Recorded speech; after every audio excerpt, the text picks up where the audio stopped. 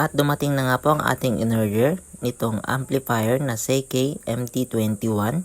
Ia-unbox na po natin at titignan po natin kung ano-ano yung mga freebies na kasama.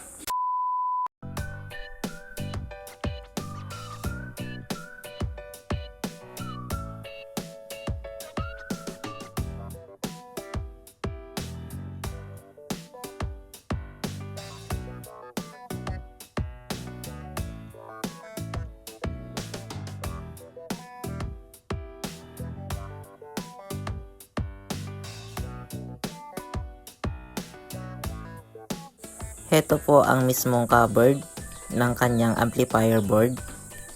Sa taas at sa baba po yan.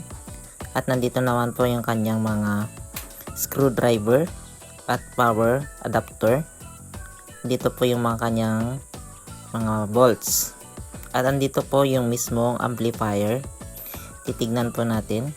At mukhang okay naman po ang pagkabalot.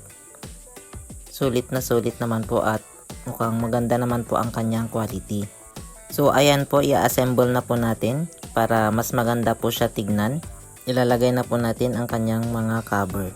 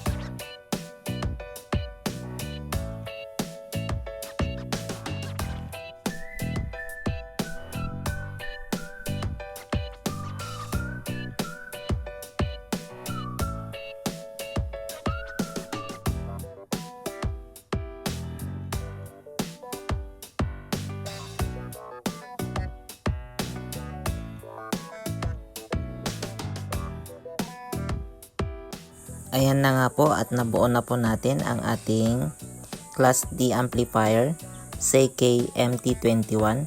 Napakaganda po ng kanyang itsura. Sa susunod po na video natin ay iti-test po natin siya ng actual para makita po natin kung malakas ba ang kanyang tunog.